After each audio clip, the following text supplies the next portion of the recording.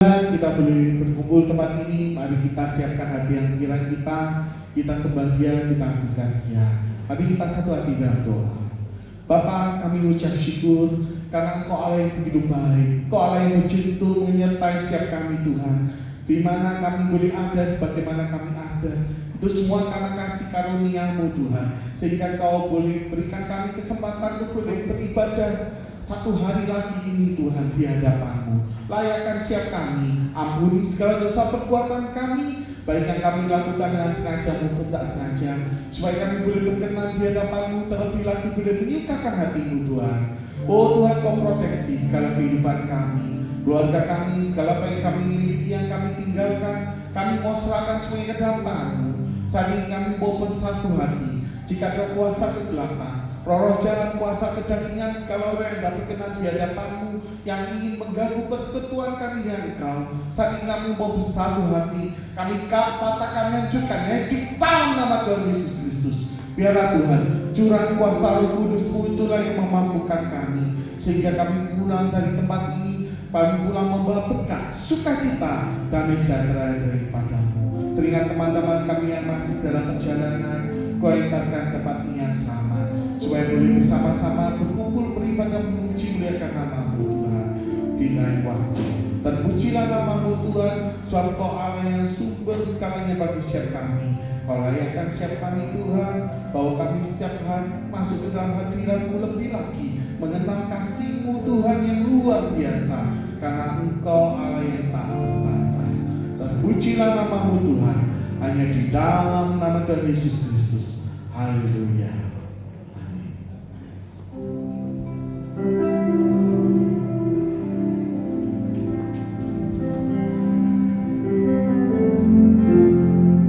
Kami mau bersyukur Tuhan, karena Engkau yang begitu baik. Tuhan, ku bersyukur Kau menyertai hidupku selama ini. Bapa, terima kasih untuk kasih setia-Mu yang tak pernah berhenti. Aku ada hari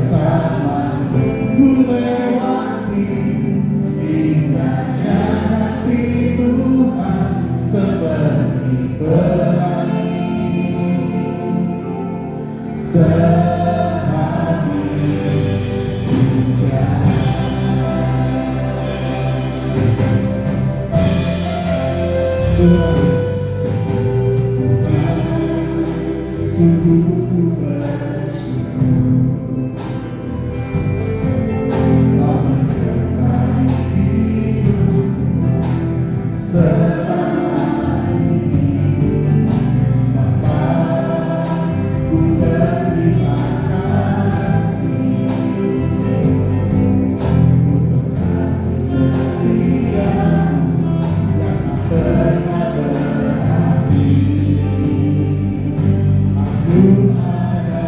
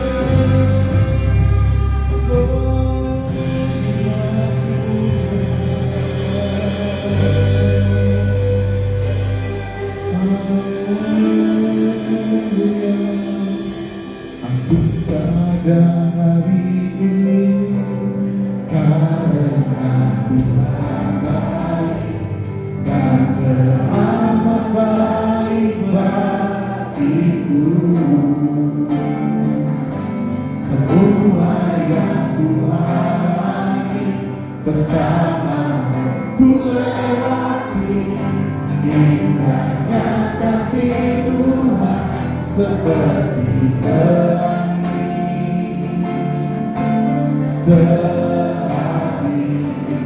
hujan. Aku ada hari ini karena Tuhan baik dan telah baik bagiku. Semua yang ku alami bersamamu ku lewati.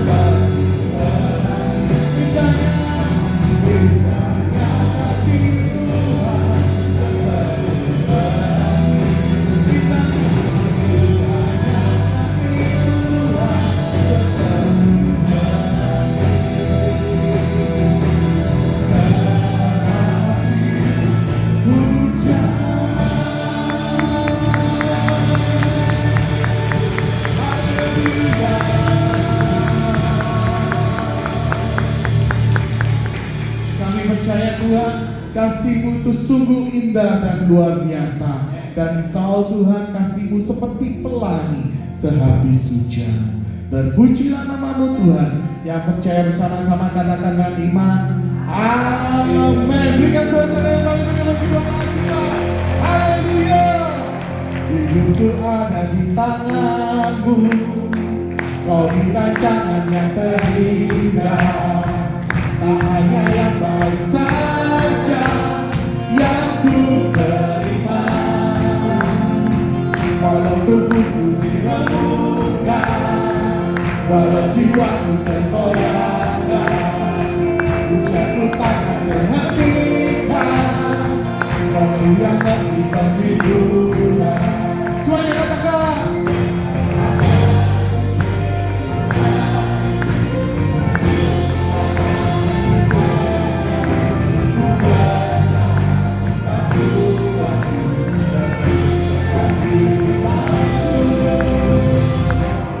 ku mau tetap bersyukur, senantiasa bersyukur, karena Tuhanku dan kehendakmu terjadi.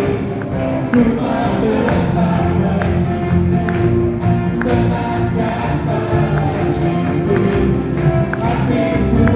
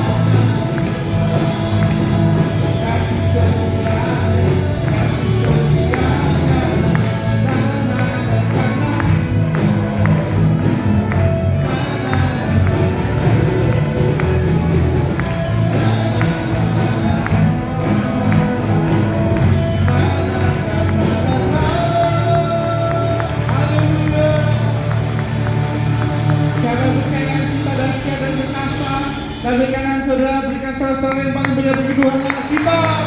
Haleluya. Sebenarnya kita akan berkati oleh firman Tuhan.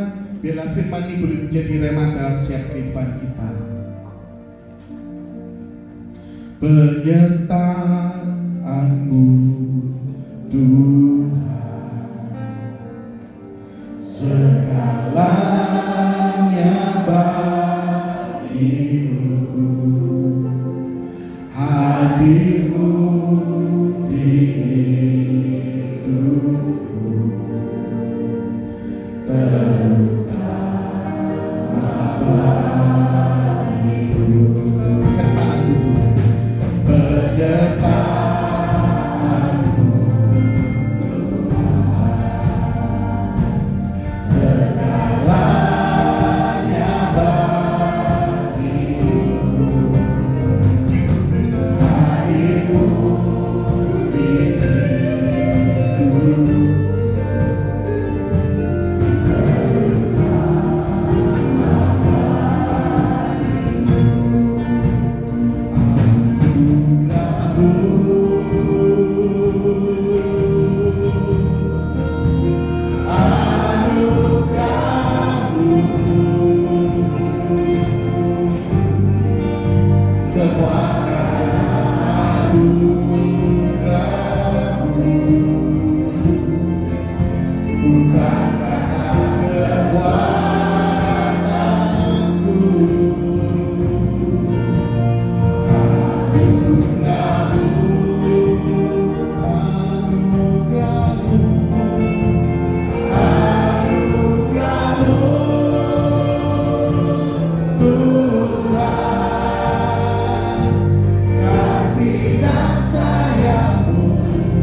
sumber kekuatan bagiku.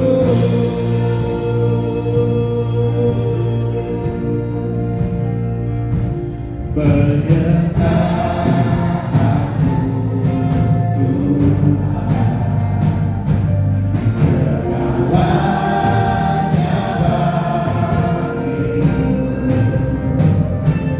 hadir-Mu di hidupku,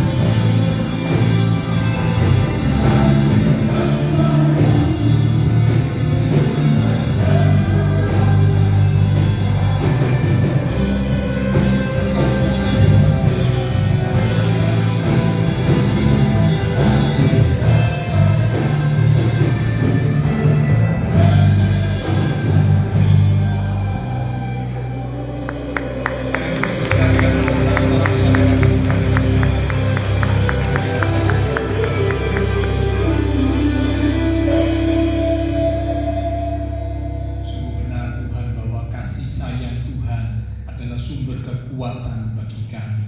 Kami ada saat ini semua karena anugerah Tuhan, bukan karena kekuatan, kehebatan kami. Karena itu tidak ada satupun yang bisa kami banggakan, melainkan kami hanya bermegah di dalam Engkau. Kami bermegah bahwa kami punya Tuhan Allah yang hidup, yang selalu menyertai perjalanan kehidupan kami. Terima kasih buat kesempatan pagi hari ini telah kami sampaikan pujian penyembahan kami. Ialah setiap pujian yang kami sampaikan boleh menyenangkan hati Tuhan. Tiba saatnya untuk kembali kami sama-sama belajar kebenaran firman Tuhan. Mari Roh Kudus urapi setiap kami, lembutkanlah hati kami, beri kami hati yang rendah, hati yang haus, hati yang rindu akan kebenaran firman, sehingga ketika benih firman Tuhan itu ditaburkan, sungguh boleh tertanam, berakar, bertumbuh, dan berbuah di dalam kehidupan kami, sehingga hidup kami semakin diubahkan, bahkan iman rohani kami semakin bertumbuh dewasa. Roh Kudus rapi pula hamba-Mu yang terbatas, pikiran dan perkataan Kristus pada diri hamba-Mu. Bila Tuhan yang berkata-kata melalui mulut bibir hamba-Mu, sampaikan pesan Tuhan bagi setiap kami saat ini. Kami umat-umat Tuhan siap untuk menerimanya. Di dalam nama Tuhan Yesus Kristus, semua yang siap diberkati dengan firman Tuhan bersama kita berkata amin. Silakan kembali saudara. Shalom. Ya, kasih Tuhan. Mengucapkan selamat tahun baru kepada Bapak Ibu Saudara yang tidak berjumpa di ibadah pertama di waktu yang lalu, ya. Kita baru menjalani kurang lebih 11 hari tahun 2026. Kita percaya seperti pujian yang baru kita sampaikan bahwa penyertaan Tuhan selalu ada dalam hidup kita, ya. Nah, kalau Bapak Ibu Saudara mengikuti ibadah online via Zoom yang lalu waktu pergantian tahun, kami di GPI akan mengadakan ibadah online. Ya. Nah, pesan Tuhan untuk setiap umat Tuhan waktu itu adalah tentang belajar apa yang baik. Tuhan mau supaya kita memasuki tahun 2026, tahun yang baru kita jalani 11 hari ini.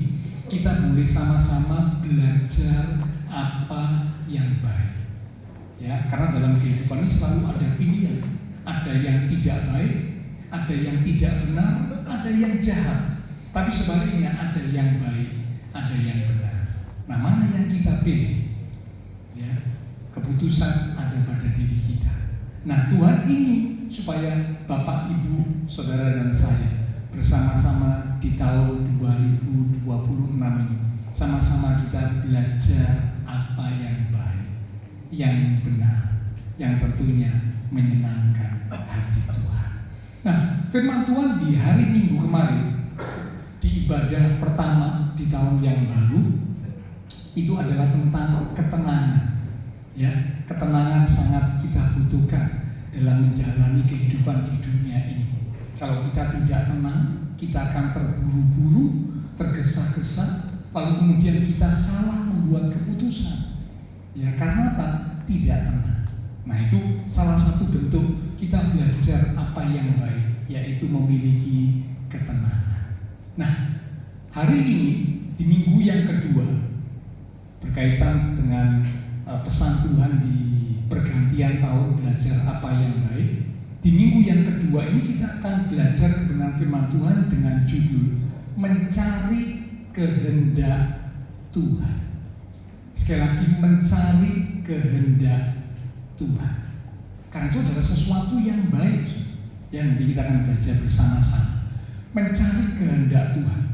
Kalau kita renungkan dengan baik, bukankah seringkali di dalam menjalani kehidupan di dunia ini, ketika ada hal yang kita lewati, yang kita jalani, yang kita hadapi, kemudian kita berpikir, menganalisa, lalu kita mencoba untuk membuat sebuah perencanaan atau bahkan mungkin mengambil sebuah langkah. Nah, mungkin kita mulai bertanya dalam hati kita, apakah langkah keputusan yang saya buat ini sesuai dengan kehendak Tuhan? Atau jangan-jangan keluar dari kehendak Tuhan, tidak sesuai dengan kehendak Tuhan? Nah, ini seringkali menjadi pertanyaan yang timbul dalam hati kita ketika kita menjalani kehidupan. Lalu kita sudah membuat sebuah keputusan, kita sudah mengambil sebuah langkah, kita mulai bertanya, apakah keputusan langkah yang aku buat ini sesuai dengan kehendak Tuhan? Nah, karena itulah pada hari ini kita akan belajar kebenaran firman Tuhan dengan judul Mencari Kehendak Tuhan. Kita buka dari kitab Efesus pasal yang kelima di ayat yang ke-17. Efesus pasal yang kelima di ayat yang ke-17. Saya akan bacakan. Bapak Ibu sudah bisa melihat, menyimak dari Alkitab ataupun menggunakan gadget yang tentunya hanya digunakan untuk membuka Alkitab saja. Efesus 5 di ayat yang ke-17. Demikian firman Tuhan. Sebab itu janganlah kamu bodoh, tetapi usahakanlah supaya kamu mengerti kehendak Tuhan. Amin. Ada kata mengerti kehendak Tuhan. Untuk mengerti kehendak Tuhan dikatakan harus ada usaha. Ayat yang baru kita baca dikatakan usahakanlah supaya kamu, Bapak Ibu Saudara saya, mengerti kehendak Tuhan. Untuk mengerti kehendak Tuhan harus ada usaha, upaya, perjuangan, bahkan ada harga yang harus dibayar. Tidak dengan mudah, tidak dengan gampang, tiba-tiba Bapak Ibu Saudara saya bisa mengerti kehendak Tuhan. Sulapan, langsung mengerti kehendak Tuhan. Tutup mata, begitu buka mata, langsung mengerti kehendak Tuhan. Berdoa sesaat, selesai berdoa, langsung mengerti kehendak Tuhan. Oh tidak, tidak demikian. Mengapa? Karena ternyata untuk mengerti kehendak Tuhan harus ada usaha, upaya, perjuangan, bahkan ada harga yang harus dibayar. Apa harga yang harus dibayar? Harga yang harus dibayar yaitu Bapak, Ibu, Saudara saya harus mencari, dalam hal ini maksudnya mencari tahu gitu ya, mencari tahu dengan sungguh-sungguh apa kehendak Tuhan bagi hidup saya. Itu harga yang harus dibayar. Mencari dengan sungguh-sungguh. Kata mencari dengan sungguh-sungguh ini berarti bukan asal-asalan, bukan. Ya, kalau kita kehilangan uang dalam jumlah yang besar, saya percaya kita akan mencari uang yang hilang itu dengan sungguh-sungguh. Karena apa? Jumlahnya besar. Misalkan saja kita tiba-tiba kehilangan uang yang ada di dompet senilai kurang lebih 2 juta. Waduh, ya mungkin ada sebagian berkata apa? 2 juta itu uang kecil. Oh, kalau bagi saya 2 juta itu uang yang cukup besar. Maka kalau kehilangan uang 2 juta, semua bisa kepikiran, kebingungan. Aku taruh di mana ya? Aku simpan di mana ya? Saya akan berjuang, saya akan berusaha, berupaya dengan sungguh-sungguh mencari uang 2 juta yang hilang itu. Mengapa? Karena ini uang yang besar, nilainya cukup besar. Tapi coba kalau uang yang hilang itu cuma 100 rupiah, 100 rupiah, ya. Saya percaya kita nggak akan cari dengan begitu antusias, enggak ya, mungkin sekedar kita lihat, tidak ada ya sudah lewat. Karena apa? Cuma 100 rupiah, ya, 100 rupiah sekarang buat bayar parkir aja tidak bisa. Jangan lagi untuk kendaraan roda 4, roda 2 saja parkirnya sudah tidak bisa 100 rupiah. Mengapa? Karena nilai 100 rupiah sekarang ini sudah terlalu kecil. Dulu kalau saya sekolah, ya, itu kurang lebih mungkin sekitar 35-40 tahun yang lalu, 100 rupiah itu bisa membeli makanan. 50 rupiah, 100 rupiah itu bisa membeli makanan, bisa beli jajan. Itu 35 tahun atau 40 tahun yang lalu. Ya mungkin Bapak Ibu yang seusia seperangkat dengan saya ingat ya, kalau kita di jajan di sekolah, beli jajan, wah 100 rupiah itu nilai yang besar. Tapi itu 35 tahun, 40 tahun yang lalu. Nah kalau sekarang 100 rupiah, tidak ada nilainya, ya, tidak ada nilainya, ya, dianggap sesuatu yang sangat-sangat kecil. Nah, kata mencari dengan sungguh-sungguh itu bisa kita bayangkan kalau kita kehilangan uang dalam jumlah yang besar. Berarti mencarinya dengan sungguh-sungguh, ada perjuangan, ada upaya, ada usaha, ya, ada harga yang harus dibayar. Mengapa? Karena ini sesuatu yang sangat penting, yang sangat berharga. Bagaimana bagi kita umat Tuhan? Adakah kehendak Tuhan sesuatu yang sangat penting, yang sangat berharga bagi kita? Tanda tanya. Bapak Ibu Saudara yang bisa menjawab sendiri.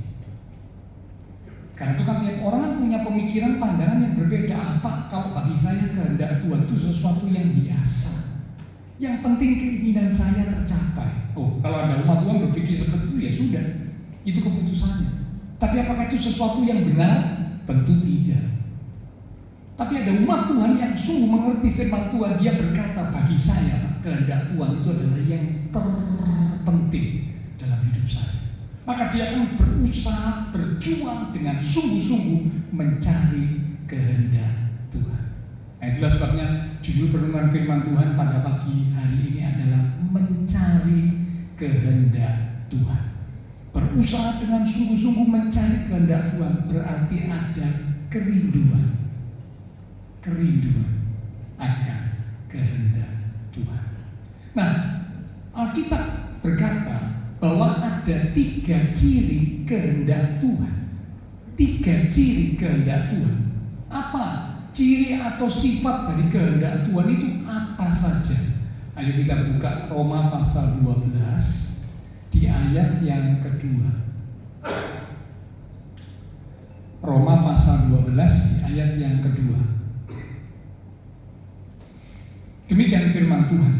Janganlah kamu menjadi serupa dengan dunia ini, tetapi berubahlah oleh pembaharuan budimu, sehingga kamu dapat membedakan manakah kehendak Allah. Perhatikan kalimat yang berikut. Apa yang baik, yang berkenan kepada Allah, dan yang sempurna. Ternyata ada 3 ciri atau 3 sifat dari kehendak Tuhan. Yang pertama, ciri atau sifat dari kehendak Tuhan itu adalah apa yang baik. Yang kedua, sifat atau ciri dari kehendak Tuhan itu adalah yang berkenan kepada Tuhan. Dan yang ketiga, sifat atau ciri dari kehendak Tuhan adalah yang sempurna. Ketiganya ini terlihat sama, namun berbeda. Ya, baik, berkenan di hadapan Allah, sempurna.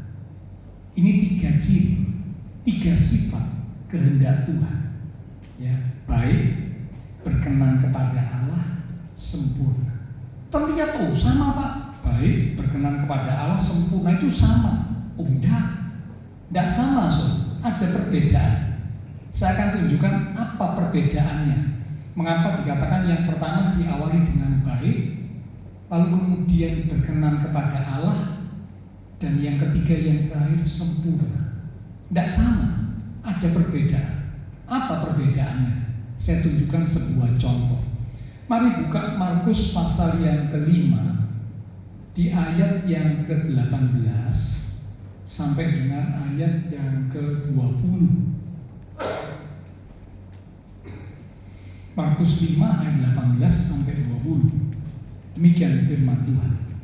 Pada waktu Tuhan Yesus naik lagi ke dalam perahu, orang yang tadinya kerasukan setan itu meminta supaya ia diperkenankan menyertai dia, menyertai Tuhan Yesus. Perhatikan ayat 19, Tuhan Yesus tidak memperkenankannya. Dengan kata lain, Tuhan Yesus tidak berkenan. Tetapi ia berkata kepada orang itu, pulanglah ke rumahmu, kepada orang-orang sekampungmu, dan beritahukanlah kepada mereka segala sesuatu yang telah diperbuat oleh Tuhan atasmu, dan bagaimana ia telah mengasihani engkau. orang itu pun pergilah dan mulai memberitakan di daerah Dekapolis segala apa yang telah diperbuat Tuhan Yesus atas dirinya, dan mereka semua menjadi heran. Perikop ini menceritakan tentang kisah di mana Tuhan Yesus menyembuhkan orang yang dirasuk setan. Waktu orang itu ditanya, siapa namamu? Legion. Karena setan yang menguasai, yang merasuk orang itu banyak. Setannya banyak. Dan karena setan yang merasuk menguasai orang itu begitu banyak, orang itu punya kekuatan yang luar biasa. Dibelenggu, tidak bisa. Bahkan dibelenggu dengan rantai pun, rantainya bisa diputuskan. Luar biasa. Karena apa? Kuasa setan yang ada dalam diri orang itu. Ya, jadi jangan pernah remehkan kuasa setan. Allah setan Pak kecil. Kalau kita bersama dengan Tuhan, betul setan itu kecil. Tapi kalau Bapak Ibu saudara saya tidak bersama dengan Tuhan, jangan sampai ngomong setan itu kecil. Kekuatan kita dibanding setan tidak ada apa-apanya. Kalau secara manusia ya. Tapi kalau Tuhan ada bersama kita, setan itu kecil. Karena Tuhan yang bersama kita. Ya. Jadi jangan pernah main-main dengan setan, jangan pernah remehkan setan. Tapi sebaliknya, jangan takut kepada setan. Kalau kita percaya, berharap, bersandar dan hidup dalam perlindungan Tuhan, setan itu tidak perlu kita takuti. Satu ayat berkata, kalau Tuhan ada di pihakku, kalau Tuhan ada bersama denganku, siapakah lawanku? Setan pun tidak bisa. Setan tunduk dan kalah kepada kuasa Tuhan yang kita sembah. Nah kembali, setelah kemudian Tuhan buat mujizat, setan diusir dari orang itu dibebaskan dari belenggu setan. Nah setelah dia sembuh dari kerasukan setan, Tuhan Yesus meninggalkan daerah itu. Ya, daerah itu namanya Gadara atau Gerasa. Itu ada di seberang danau. Nah ketika Tuhan hendak kembali meninggalkan daerah itu, menyeberangi danau, orang yang sembuh dari kerasukan setan ini berkata, Tuhan izinkanlah aku ikut denganmu. Saya tanya Bapak Ibu Saudara, kalau ikut dengan Tuhan itu sesuatu yang baik atau tidak? Baik. Ikut Tuhan kok. Iya kan? Ikut Tuhan kan sesuatu yang baik. Baik.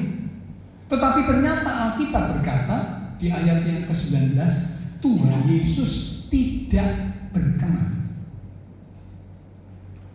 Tuhan bilang, jangan. Kamu jangan ikutan. Aku punya tugas. Kamu pulang ke kampung halamanmu, ceritakan tentang perbuatan Tuhan yang ajaib atas diri. Sesuatu yang baik belum tentu berkenan di hadapan Tuhan. Belum tentu. Sekali lagi ya, sesuatu yang baik belum tentu berkenan di hadapan Tuhan. Belum tentu. Jadi beda ya. Jangan Bapak pikir, Pak, kalau sesuatu yang baik pasti berkenan di hadapan Tuhan. Belum tentu. Memang ikut Tuhan dalam cerita orang yang dirasuk setan ini sesuatu yang baik. Dia rindu karena dia sudah terima pertolongan Tuhan. Dia rindu, aku mau ikut Tuhan. Tapi Tuhan bilang, no, kamu punya tugas. Cerita tentang perbuatan Tuhan yang ajaib atas diri. Sesuatu yang baik belum tentu berkenan di hadapan Tuhan. Jadi beda saudara ya. Tadi dikatakan ciri atau sifat kehendak Tuhan. Yang pertama itu pasti harus baik. Kalau tidak baik ya sudah bukan kehendak Tuhan. Jahat ya sudah pasti bukan kehendak Tuhan. Yang kedua bukan cuma baik, tapi harus berkenan kepada Tuhan. Karena sesuatu yang baik belum tentu berkenan di hadapan Tuhan, belum tentu. Yang ketiga bukan hanya berkenan kepada Tuhan, tapi kehendak Tuhan itu adalah sempurna. Sempurnanya beda dengan sempurnanya manusia itu ya. Kalau sempurnanya manusia itu saya ingat lagu itu, kau begitu sempurna katanya so. Nah kalau jujur siapa orang yang sempurna? Tidak ada. Waktu belum nikah nyanyinya kau begitu sempurna. Sudah nikah empret jawabannya. Omong kosong itu so. Karena apa? Langsung ketahuan. Lu ada banyak kekurangannya, ada banyak kelemahannya. Betul nggak suami istri? Apakah suamimu punya kelemahan? Banyak. Apakah istrimu punya kelemahan? Banyak. Lalu diri kita sendiri juga punya banyak kelemahan. Betul apa enggak? Loh iya kan? Jadi kalau aku bilang kau begitu sempurna, saya bilang sempurna itu kepunyaan Tuhan. Manusia orang sing sempurna. Jadi maaf ya, golek bojo sing sempurna, ndak ketemu. Pak, aku kepingin nyari suami atau istri yang sempurna, ganteng, ayu, pinter, cantik, ya, kaya, punya kedudukan tinggi, ya, anak tunggal lagi, Pak. Waduh, itu yang aku cari. Ya boleh ono, nek ono biasanya karakter yang welek. Lu iya, karena apa? Sudah merasa punya segalanya, wis ganteng atau ayu, pinter, soge, punya kedudukan tinggi, dia merasa punya segalanya, karakter maaf biasa nih, busuk biasanya karakternya. Tidak ada orang yang sempurna itu cuma kepunyaan Tuhan Yesus. Nah kita kembali,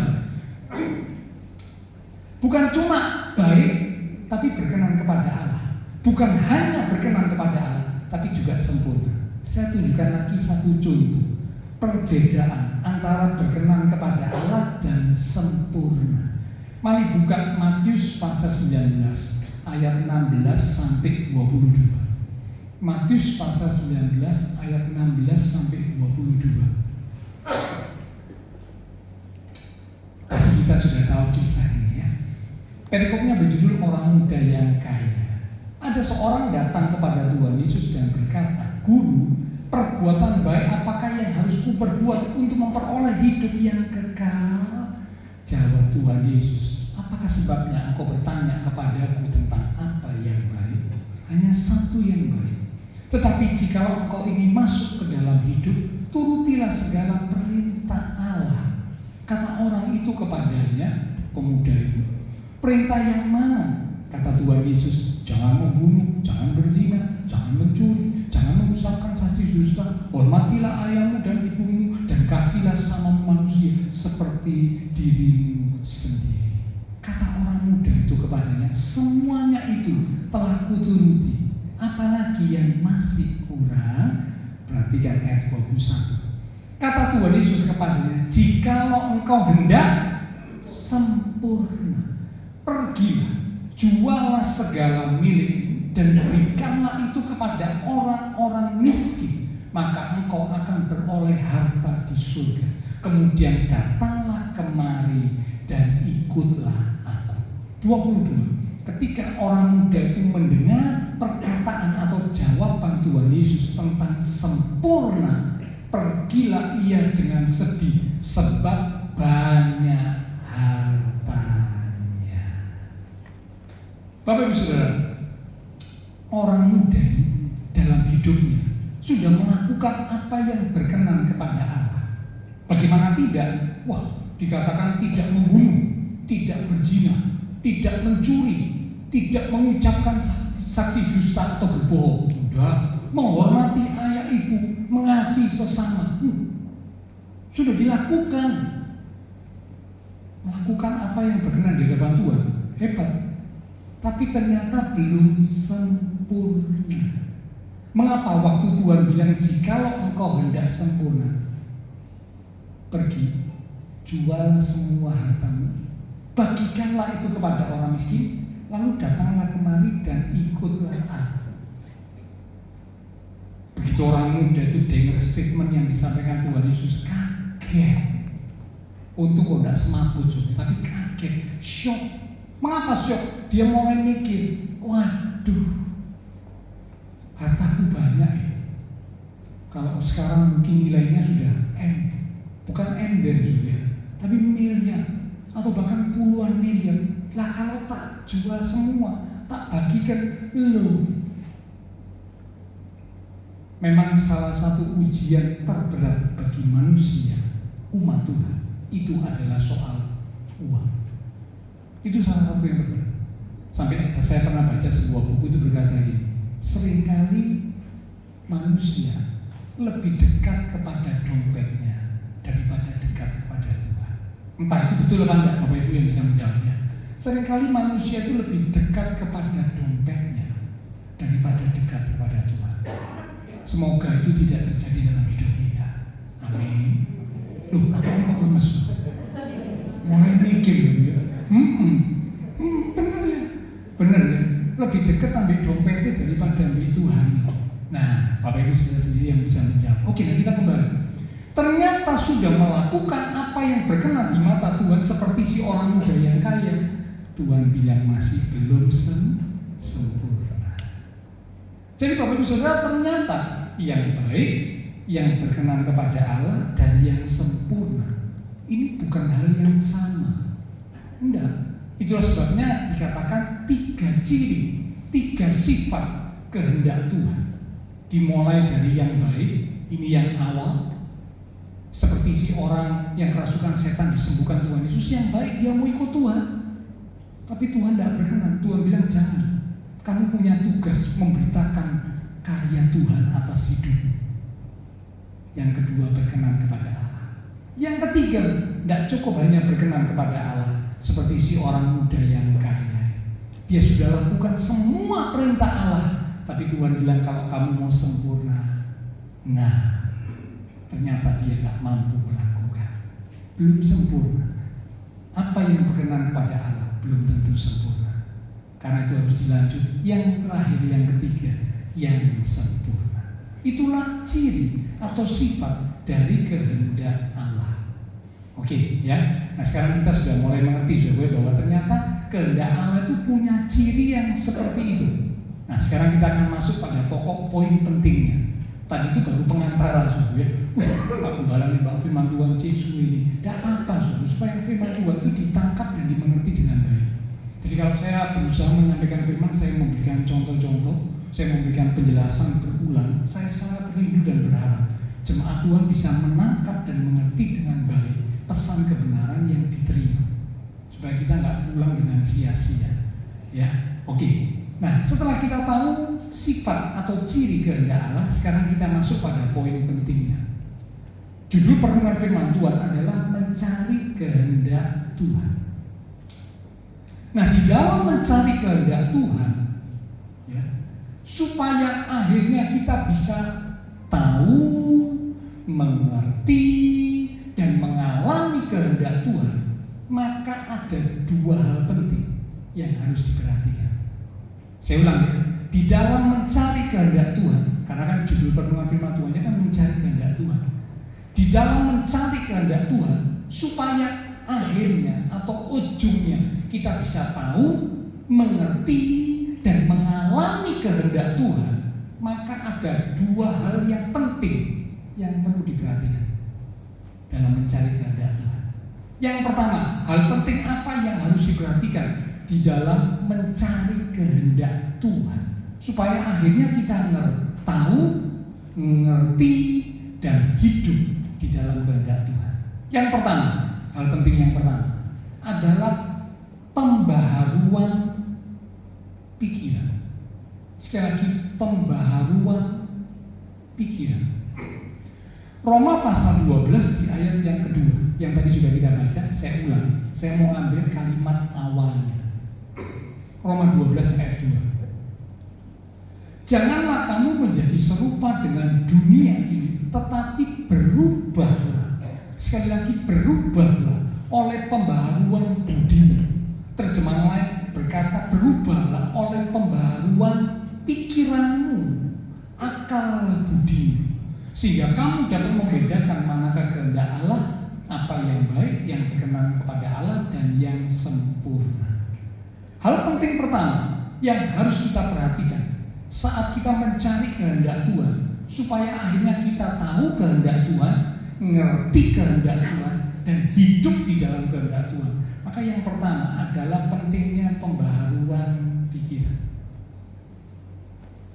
Roma 12 berkata, berubahlah oleh pembaharuan budi, pembaharuan pikiran, pembaharuan akal budi. Apa maksudnya, Pak? Ketika kita percaya kepada Tuhan Yesus, yang berarti kita percaya kepada korban Kristus di atas kayu salib. Karena kalau Bapak Ibu Saudara berkata, aku percaya kepada Tuhan Yesus, tapi tidak percaya kepada korban Kristus, itu sama dengan bohong. Karena kalau kita berkata saya percaya kepada Tuhan Yesus, maka kita juga harus percaya kepada korban Tuhan Yesus bagi kita. Korban di atas kayu salib untuk menebus dosa kita. Harus kita percaya.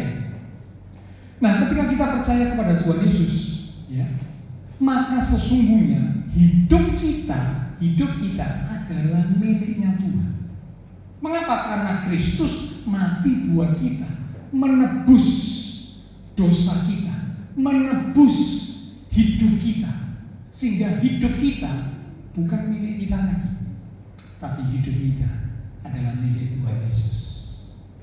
Ya. Jadi ketika kita percaya kepada Tuhan Yesus, sesungguhnya tanpa kita sadari, sebenarnya hidup kita ini bukan lagi milik kita. Hidup ini miliknya Tuhan Yesus. Sebab itu tidak bisa kita berkata, aku mau hidup sesuka gue. Tidak bisa. Kalau umat Tuhan yang ngerti nggak bisa begitu. Kalau kita belum ditebus oleh Tuhan Yesus, betul, hidup kita masih milik kita, miliknya dosa. Tapi sesudah ditebus oleh Tuhan Yesus, kalau kita jeli, mengerti dengan sungguh, hidup kita bukan milik kita lagi, miliknya Tuhan Yesus. Nah, karena hidup kita miliknya Tuhan Yesus, maka seharusnya kita menyerahkan hidup kita kepada Tuhan. Karena punyanya Tuhan. Hidupku ini punyanya Tuhan.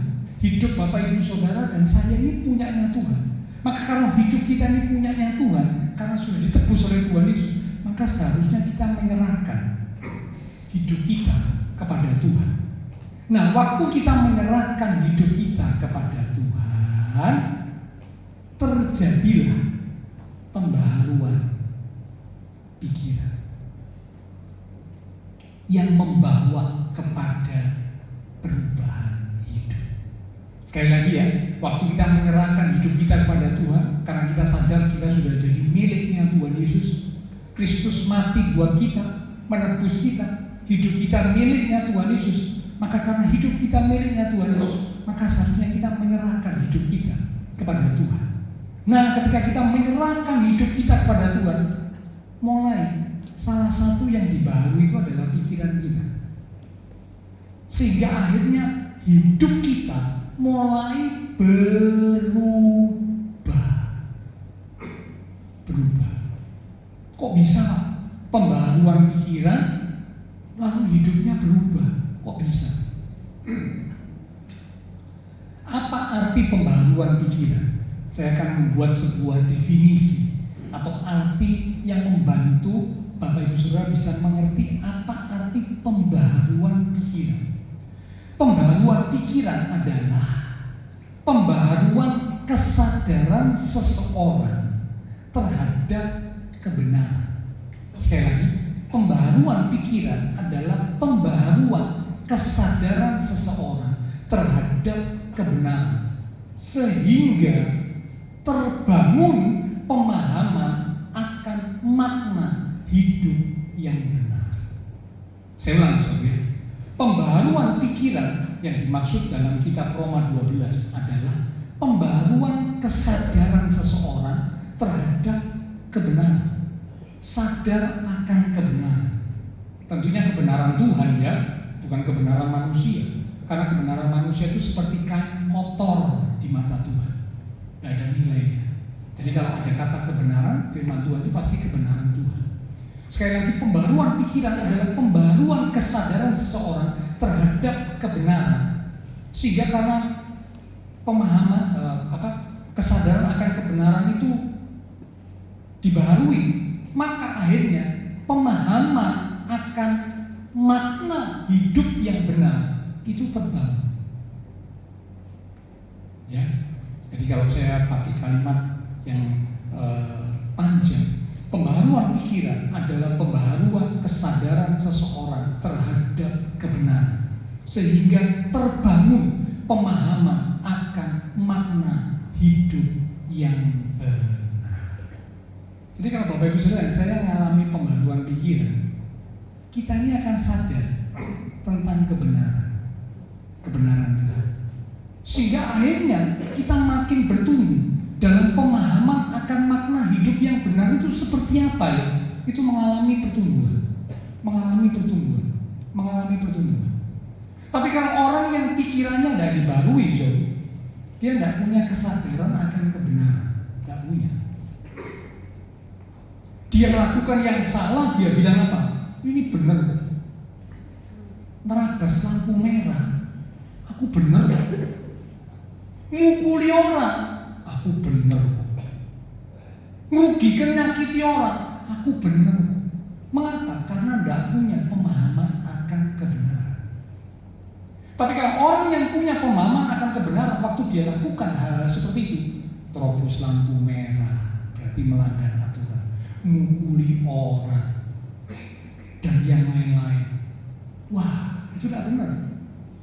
Mengapa dia bisa tahu tidak benar? Karena pikirannya dibangun. Sehingga dia bertumbuh dalam pemahaman akan kebenaran. Punya makna hidup, pengertian tentang makna hidup yang benar itu semakin meningkat. Ini pengaruh pikiran. Ya, ada nggak umat Tuhan yang pikirannya nggak dibangun? Ada, ada. Tapi saya percaya jemaat GBI nggak ada ya. Seperti itu ya. Semua pasti sudah dibangun pikirannya. Ada yang sudah jadi umat Tuhan 30 tahun, pikirannya masih nggak dibangun. Ada. Ya, suka cari musuh, suka geger. Ya, kalau dia muncul pasti timbul perselisihan. Kalau dia datang pasti jadian teman-teman. Kalau orang itu hadir pasti terjadi keributan. Ini orang tidak punya pembaruan pikiran. Karena apa? Tuhan bilang kalau umat Tuhan seharusnya membawa damai. Tuh, kok aneh umat Tuhan, tapi kalau datang, kalau dia muncul di sebuah kumpulan, dia jadi pembawa masalah, troublemaker, pembuat keributan. Loh, ini berarti belum mengalami pembaruan pikiran. KTP-nya sudah Kristen, sudah. KTP-nya sudah umat Tuhan, sudah. Tapi pikirannya sudah dibantu. Sehingga tidak punya pemahaman akan makna hidup yang benar. Kehidupan yang benar itu seperti apa? Tidak ngerti.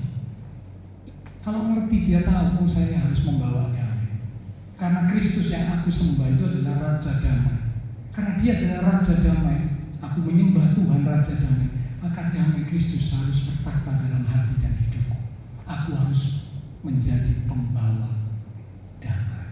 Nah, itu pikirannya sudah dibangun. Nah, pengikut Kristus perlu mengalami pembaruan pikiran, karena pikiran akan sangat berperan di dalam menentukan kehidupan. Pikiran kita ini sangat berperan di dalam menentukan kehidupan kita, menentukan langkah-langkah yang akan kita ambil, bahkan menetapkan standar hidup saya itu apa ya. Ada orang yang standar hidupnya itu adalah kata orang, kata manusia. Jadi hidup orang ini sangat tergantung dengan apa kata manusia. Dia bingung kalau ada orang mulai bisik-bisik, aduh jangan-jangan rasanya sih elek tentang aku, mulai bingung. Karena standar hidup orang ini adalah apa kata orang, apa kata tonggo, apa kata temen. Sehingga kalau ada orang kasak kusut, dia sudah kebingungan.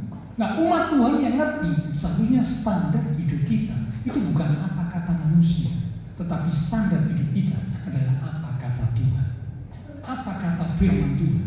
Itu yang benar. Nah, umat Tuhan yang dibarui pikirannya, dia akan bisa menentukan kehidupan dengan benar, mengambil langkah dengan benar, bahkan menetapkan standar hidup juga dengan benar. Bukan apa kata orang, bukan apa kata manusia, tapi apa kata Tuhan untuk saya. Itu hanya bisa terjadi kalau pikiran dibarui. Kalau pikiran tidak dibarui, standar hidupnya tetap salah. Bukan apa kata Tuhan, tapi apa kata orang. Standar hidupnya bukan apa kata Tuhan, tapi apa kata saya. Itu beda, beda. Ya. Nah, jadi pembaruan pikiran adalah hal yang penting yang harus dimiliki oleh setiap kita sebagai umat Tuhan, sehingga akhirnya kita bisa mencari kehendak Tuhan dan menemukan kehendak Tuhan, tahu kehendak Tuhan, mengerti kehendak Tuhan, dan akhirnya hidup di dalam kehendak Tuhan. Kalau pikiran tidak dibarui, tidak bisa untuk mencari kehendak Tuhan dan menemukan kehendak Tuhan. Saya jamin tidak bisa. Mengapa? Karena pikiran kita yang sudah tercemar oleh dosa, kalau tidak dibangun, itu condongnya selalu kepada yang jahat. Buktinya anak-anak kecil, siapa yang nyata lihat anak-anak kecil kalau diajari yang baik susah. Bukan nggak mungkin, tapi susah. Orang tua mesti ngomong berulang kali, nih, nggak boleh, loh diulang lagi, nggak boleh, loh diulang lagi, nggak boleh, diulang lagi pasti. Diajari yang baik itu berulang kali. Dan memang firman Tuhan bilang, orang tua ajarkanlah berulang kali kebenaran firman Taurat Tuhan kepada anak-anak ketika sedang duduk bersama, makan bersama, sedang dalam perjalanan. Nah, kemarin kan baru banyak yang refreshing ya, ada yang gimana. Waktu dalam perjalanan apa yang dibicarakan? Salah satunya harus dibicarakan tentang kebenaran Tuhan, Taurat Tuhan. Itu bekal buat anak-anak kita. Karena orang tua punya tugas tanggung jawab. Kita adalah wakil Tuhan buat anak-anak kita. Tidak cuma sekedar produksi loh, tapi bisa menghasilkan generasi-generasi ilahi yang takut akan Tuhan dan hidup dalam kebenaran. Itu tugas tanggung jawab kita sebagai orang tua. Jadi punya anak jadi orang tua itu tidak gampang loh. Ya, kalau dulu banyak anak banyak rezeki, sekarang banyak anak pusing dah sih. Iya kan, semua serba mahal semua. Iya, biaya hidup mahal, biaya sekolah mahal, didik juga susah. Sampai ada orang tua pernah bilang, Pak, aku nih ngajari anakku sampai kesel Pak, mulutku rasanya wis kudu comel Pak, katanya gitu. Ngomong bolak-balik gak direken Pak, ngomong bolak-balik masuk kiri keluar kanan, masuk kiri keluar kanan. Saya bilang sih untung masuk kiri keluar kanan, ada nyantol lewat sini. Nah repot masuk kiri keluar kiri, so, mentah. Itu lebih parah lagi, ada yang masuk, ada yang nyantol. Sampai orang tua kesel dulu, rasanya gregetan dulu ciri tak gede, sekarang gede kok tadi gini gue tak pipes katanya. Ya, mungkin karena gregetan juga, tapi saya percaya orang tua di sini nggak ada, karena semuanya adalah orang tua yang bijaksana, yang tahu bagaimana harus menjadi wakil-wakil Tuhan buat anak-anak. Ya, dan tentu ini belajar ya, saya pun juga belajar. Kita orang tua kan juga punya kelemahan, nah kita perlu belajar dan belajar supaya kita jadi orang tua yang baik. Orang tua yang bertanggung jawab atas anak-anak yang Tuhan anugerahkan kepada kita. Oke, nah kita kembali dulu ya. Tadi pembaruan pikiran adalah sesuatu yang penting, yang perlu untuk kita lakukan dalam kehidupan kita. Pembaruan pikiran adalah proses yang terjadi terus-menerus setiap hari melalui firman Tuhan yang dikerjakan oleh kuasa Roh Kudus, sehingga akhirnya anak Tuhan makin mengerti kebenaran, hidupnya makin berubah, akhirnya tahu kehendak Tuhan, mengerti kehendak Tuhan, dan hidup di dalam kehendak Tuhan. Ini yang pertama, ya. Jadi hal penting yang pertama yang harus kita miliki kalau kita mau mencari kehendak Tuhan, akhirnya kita jadi tahu kehendak Tuhan, mengerti kehendak Tuhan, dan hidup dalam kehendak Tuhan. Maka hal penting yang pertama, pikiran harus dibarui oleh firman Tuhan melalui kuasa Roh Kudus, semakin dibarui, semakin diubahkan. Yang kedua, hal penting yang kedua yang perlu dimiliki supaya umat Tuhan bisa mencari kehendak Tuhan dan akhirnya menemukan kehendak Tuhan, tahu kehendak Tuhan, mengerti kehendak Tuhan, dan hidup dalam kehendak Tuhan. Yang kedua adalah penyerahan. Ya tadi di awal saya sudah katakan ya, penting kalau kita tahu hidup kita ini punya Tuhan, harusnya kita berserah kepada Tuhan. Hal penting yang kedua adalah penyerahan. Memiliki rencana membuat hidup kita punya arah, punya tujuan, punya sasaran. Memang ya, kita manusia yang hidup itu pasti punya rencana. Kalau yang normal itu pasti punya rencana. Ya, di ibadah menjelang akhir tahun tanggal 28 Desember, ya, saat kita belajar kebenaran firman Tuhan, salah satu hal yang perlu kita lakukan menjelang akhir tahun dan akan mengawali tahun yang baru itu setelah evaluasi lalu buat rencana. Nah, memang rencana ini sesuatu yang penting dalam kehidupan. Dengan rencana membuat kita ini punya arah, punya sasaran, punya tujuan. Kalau orang nggak punya rencana, itu nggak punya arah hidupnya, nggak punya sasaran. Dengan rencana itu menjadi arah, menjadi sasaran, menjadi tujuan dalam hidup kita.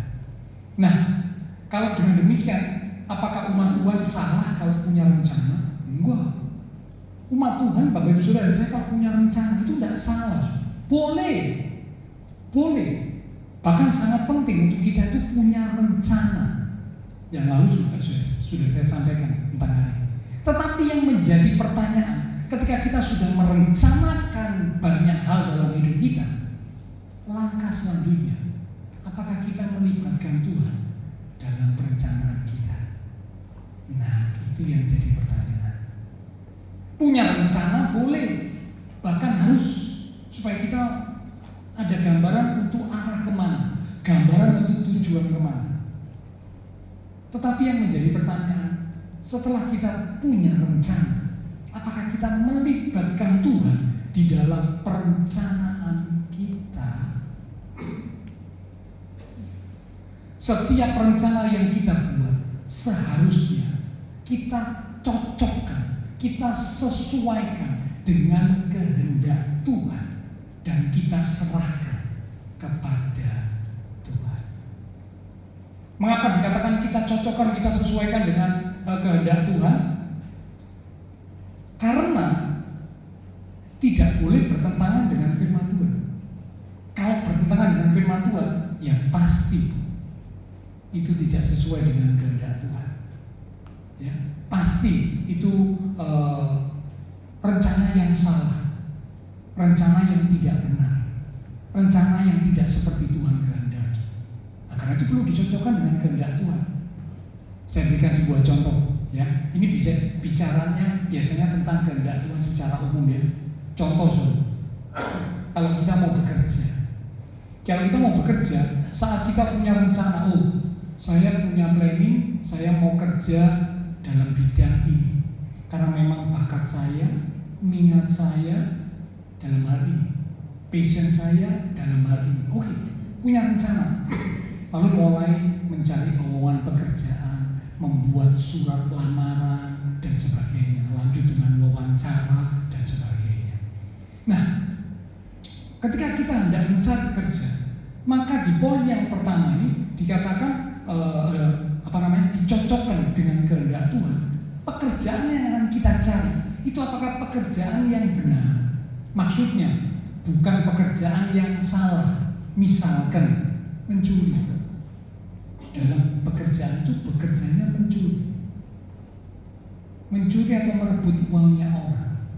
Itu sudah pasti bukan pekerjaan yang benar. Menipu uangnya orang, itu sudah pasti bukan pekerjaan yang benar. Bicara tentang penipuan, sekarang ini banyak penipuan. Saya kan kesel dengan ya. Telepon saya belakangan ini sering berbeda. Rupanya nomor orang penting. Tapi karena itu nomor yang tidak saya kenal, saya tidak pernah angkat, ya. Dan nomornya selalu ganti-ganti. Lalu saya tanya anak saya, ada nggak cara ngecek? Ada Pak, cara ngecek atau lewat aplikasi apa ya? Cara ngecek nomor itu dimasukkan. Ternyata benar Pak, sudah ada banyak laporan penipuan tentang nomor-nomor itu. Jadi berarti keputusan saya benar untuk tidak mengangkat nomor telepon. Karena kalau mengangkat nomor teleponnya dari kenal cukup bahaya sekarang. Ya, bahaya. Bisa jadi mereka lalu kemudian melakukan hal yang kemudian membuat kita terjebak masuk dalam tipuan mereka. Bisa saja terjadi seperti itu. Nah, jadi ada orang yang kerjaannya itu dapat hasil dari menipu. Ada. Nah, jelas sekarang ini cocokkan dengan firman Tuhan. Tidak benar. Kerja dapat hasilnya dari menipu. Waduh, tidak benar. coret sudah. Kalau kerjaan seperti ini, coret. Ini contoh dalam bekerja. Dicocokkan dengan firman Tuhan. Tidak cocok dengan firman Tuhan karena mungkin mencuri atau hal-hal yang tidak benar lainnya, coret. Sekalipun gajinya besar, pendapatannya besar, tapi kalau tidak benar, coret. Karena itu tidak sesuai dengan apa yang Tuhan mau. Menyimpang dari firman Tuhan. Contoh lain, dalam soal jodoh, ya, dalam soal mencari teman hidup, menikah. Nah, kalau dicocokkan dengan firman Tuhan, apa batasannya? Batasan dalam soal menikah atau mencari teman hidup, dalam firman Tuhan dikatakan, hendaklah kamu menjadi pasangan yang seimbang. Karena terang dan gelap itu tidak bisa bersatu. Batasannya jelas. Maka seorang umat Tuhan kalau mau memilih teman hidup harus seiman. Nggak bisa ditawar. Apapun alasannya nggak bisa. Harus seiman. Karena itu firman Tuhan berkata begitu. Kalau dicocokkan dengan firman Tuhan dia harus seiman. Kalau tidak seiman nggak bisa. Apapun alasannya nggak bisa. Ya. Jadi ini di poin yang pertama harus dicocokkan dengan firman Tuhan. Rencana yang kita buat harus dicocokkan dengan firman Tuhan. Dalam soal kerja, dicocokkan kerjaan yang akan saya masukin sesuai firman Tuhan atau enggak, bertentangan dengan firman Tuhan atau enggak. Kalau hasilnya didapat karena mencuri, karena merugikan orang lain dan sebagainya, coret. Mau menikah, milih teman hidup, seiman apa enggak? Oh, enggak seiman, coret. Dicocokkan dengan firman Tuhan. Yang kedua, rencana yang kita buat selain dicocokkan dengan firman Tuhan, yang kedua harus kita serahkan kepada Tuhan. Diserahkan kepada Tuhan, dikembalikan kepada Tuhan, ditanyakan kepada Tuhan. Masing-masing. Ayo kita lihat ayatnya. Yakobus pasal 4 di ayat yang ke-15. Yakobus 4 ayat 15. Demikian firman Tuhan. Sebenarnya kamu harus berkata, jika Tuhan menghendakinya, kami akan hidup dan berbuat ini dan itu. Itu kalau Bapak Ibu baca perikop ini bicara tentang perencanaan. Ada orang yang buat planning. Saya akan pergi ke kota A, lalu berdagang, lalu dapat untung. Nah ini planningnya, rencananya. Boleh nggak punya rencana? Boleh. Boleh. Bahkan harus punya rencana supaya kita punya arah. Tetapi jangan lupa setelah berencana, langkah berikutnya, sudahlah kita melibatkan Tuhan dalam perencanaan kita. Seharusnya ayat ini berkata, jika Tuhan kehendaki, aku akan berbuat ini, aku akan berbuat itu. Kalau Tuhan kehendaki. Ini itu bagian dari rencana kita. Berarti kita tidak memaksakan rencana dan kehendak kita harus terjadi dalam hidup kita. Mungkin Bapak Ibu bisa punya planning rencana yang ciamik, yang hebat, di atas kertas, hitungannya sangat. Tapi tiba-tiba saja, karena sesuatu hal Tuhan gagal, tidak jadi, sama Tuhan tidak diizinkan. Bagaimana? Apakah kita kecewa? Apakah kita marah? Lalu kita protes sama Tuhan. Tuhan, kok gini toh? Aku sudah buat rencana di atas kertas, masa depannya, ciamik, luar biasa Tuhan. Tapi Bapak Ibu Saudara, pikiran kita ini jangkaunya sampai seberapa? Kita tidak pernah tahu. Jangan lagi hari depan yang panjang. Hari depan, beberapa hari ke depan aja Bapak Ibu Saudara, saya nggak tahu apa yang akan terjadi. Betul kan? Tidak ada yang tahu. Nah kalau kita cuma mengandalkan pikiran dan rencana kita, wow, padahal kita sangat terbatas. Libatkan Tuhan dalam setiap rencana. Nah, terserah. Ini Tuhan rencana. Kalau Tuhan kehendaki, aku lakukan ini. Kalau Tuhan kehendaki, aku lakukan itu. Seperti yang aku rencanakan. Jadi kata kalau Tuhan menghendaki berarti kita itu tidak memaksa. Saya kasih contoh. Kalau tadi di bagian awal dicocokkan dengan firman Tuhan. Kalau di bagian yang kedua ini berserah kepada Tuhan. Kalau dicocokkan dengan firman Tuhan, mau bekerja bertentangan dengan firman ya, oh hasil kerjanya didapat dari mencuri, oh bertentangan dengan firman. Tapi kalau yang kedua berserah kepada Tuhan, kerjanya ini dalam bidang apa ya Tuhan? Atau di pabrik mana, di perusahaan mana Tuhan? Nah, kerja di perusahaan mana, atau di pabrik mana, atau di bidang apa? Setelah kita cocokkan dengan firman Tuhan, tidak bertentangan dengan firman Tuhan. Nah sekarang kita berserah, Tuhan yang terbaik buat aku itu apa? Di mana Tuhan? Nah ini berserah. Jika Tuhan menghendaki aku akan masuk ke perusahaan ini, atau jika Tuhan menghendaki aku kerja di perusahaan itu, diserahkan kepada Tuhan. Ya, itu kalau dalam bidang kerja. Dalam menikah atau berumah tangga dengan siapa? Sama. Kalau kita cocokkan dengan firman, batasannya jelas. Tidak boleh yang tidak seiman. Tidak boleh. Nah sekarang kita sudah tahu batasannya harus seiman. Setelah tahu batasan seiman, sekarang dengan siapa Tuhan? Soalnya teman seiman itu banyak Tuhan.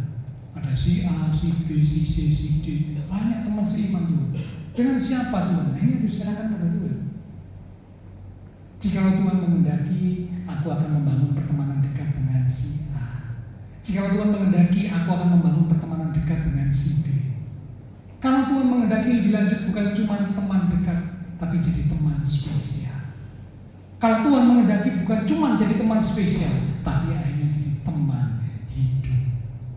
Nah kan gitu saudara. Awalnya kan biasanya teman, lalu teman dekat, lalu teman spesial, akhirnya teman hidup.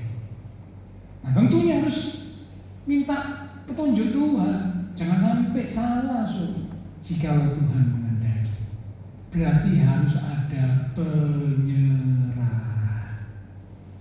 Kalau kita nggak punya penyerahan, kita nggak akan bisa mencari kehendak Tuhan, lalu menemukan kehendak Tuhan. Dalam arti tahu kehendak Tuhan, mengerti kehendak Tuhan, dan hidup dalam kehendak Tuhan. Tidak akan mungkin. Karena tidak bisa menyerah, tidak bisa berserah kepada Tuhan, tidak bisa. Selalu maksa. Kehendakku yang harus jadi, rencanaku yang harus jadi. Tidak bisa ini hidup dalam kehendak Tuhan, tidak bisa, karena selalu memaksa. Teladan Tuhan Yesus waktu di Taman Getsemani, Tuhan Yesus berkata, ya Bapa, jika sekiranya mungkin cawan ini lalu daripadaku, tetapi biarlah bukan kehendakku yang jadi, kehendak Bapa yang jadi. Ini penyerahan.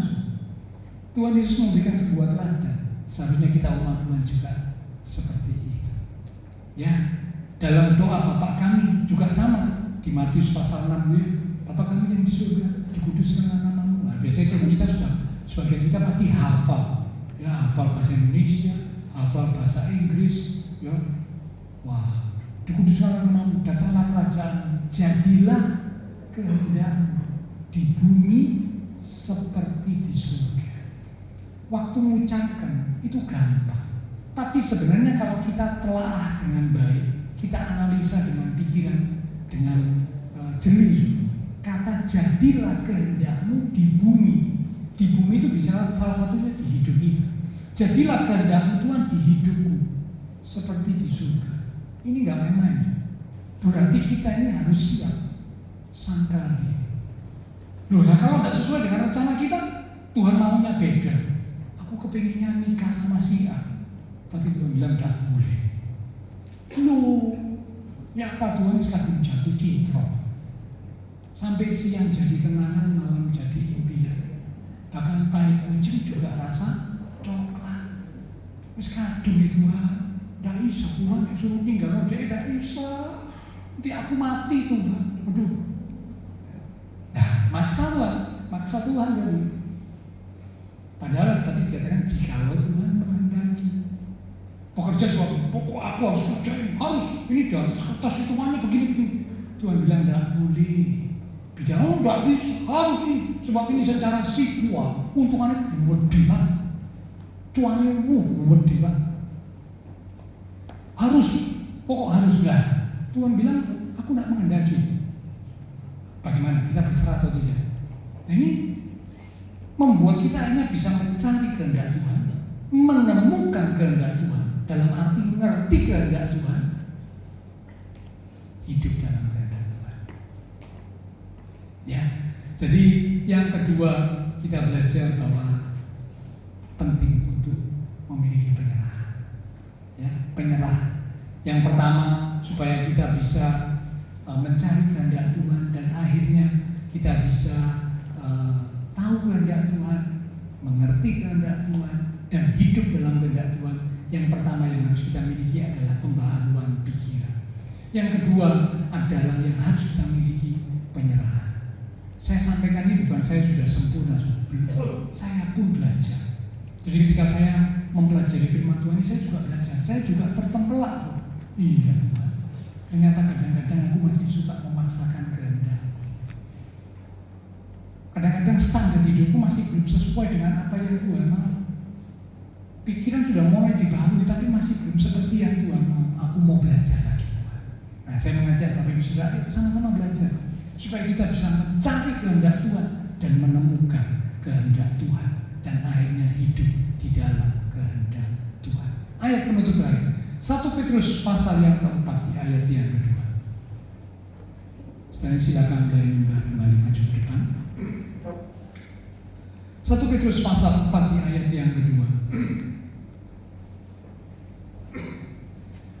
Demikian firman Tuhan, supaya waktu yang sisa ini maksudnya waktu yang masih kita miliki, yang masih ada, jangan kamu pergunakan menurut keinginan manusia, tetapi menurut kehendak Allah. Yang setuju berkata, waktu yang sisa, hidup yang masih kita miliki, kehidupan selanjutnya tahun 2026 ke depan ini, dikatakan jangan dipergunakan menurut keinginan kita, tapi menurut kehendak Allah.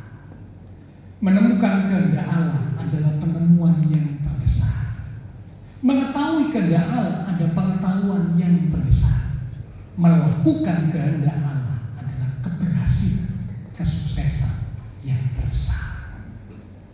Mari sama-sama di tahun 2026, Bapak Ibu Saudara, bersama saya, ayo kita belajar. Tuhan, aku rindu supaya aku boleh terus semakin tahu kehendak Tuhan. Aku mau berjuang untuk mencari kehendak Tuhan dengan pikiran yang sudah dibangun dan hidup yang siap untuk berserah dengan kata, jika Tuhan menghendaki, aku akan lakukan ini dan itu. Dan kalau aku sudah tahu kehendak Tuhan, aku ngerti kehendak Tuhan, aku akhirnya bisa hidup melakukan apa yang Tuhan mau. Kita akan datang kepada Tuhan lewat satu pujian, kita katakan, ajarku untuk mengerti jalan-jalan Tuhan, ajarku untuk mengerti rencana-Mu di hidupku. Sekali ku berjalan dalam lembah yang gelap, ku tahu pasti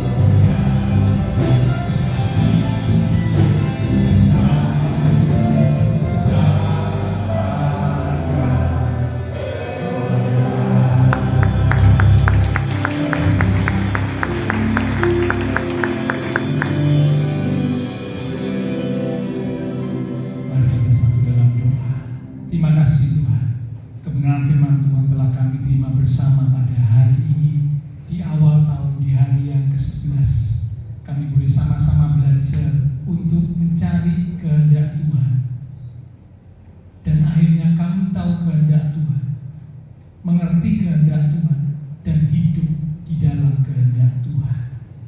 Kami sadar Tuhan, ada banyak kekurangan kelemahan kami, tapi biarlah Roh Kudus menolong kami, mengingatkan kami, membimbing menuntun langkah hidup kami di dalam terang firman Tuhan, sehingga akhirnya kami boleh semakin bertumbuh di dalam pengenalan akan Tuhan, pengenalan akan firman Tuhan, pengenalan akan kehendak Tuhan, sehingga akhirnya kami tahu, mengerti kehendak Tuhan, dan hidup di dalam kehendak Tuhan.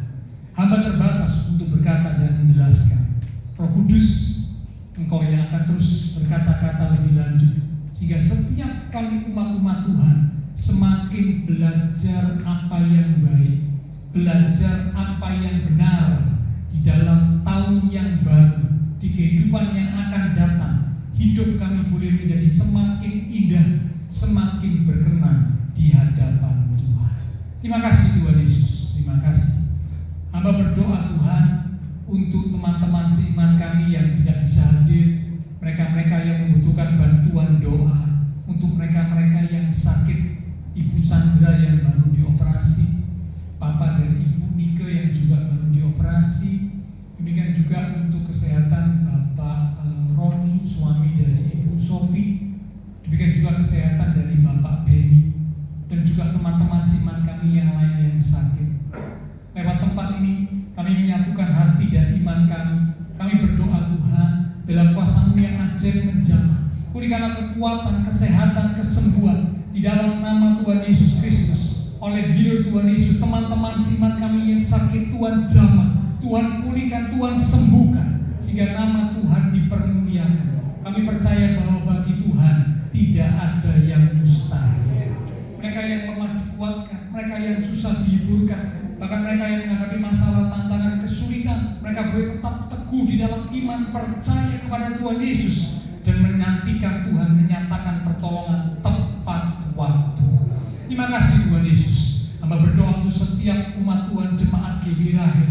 Tuhan berkati setiap umat-umat-Mu ya Tuhan. Diberkati iman rohani, diberkati keluarga rumah tangga, diberkati usaha pekerjaan, diberkati studi sekolah, diberkati kesehatan kami, bahkan diberkati masa depan kami.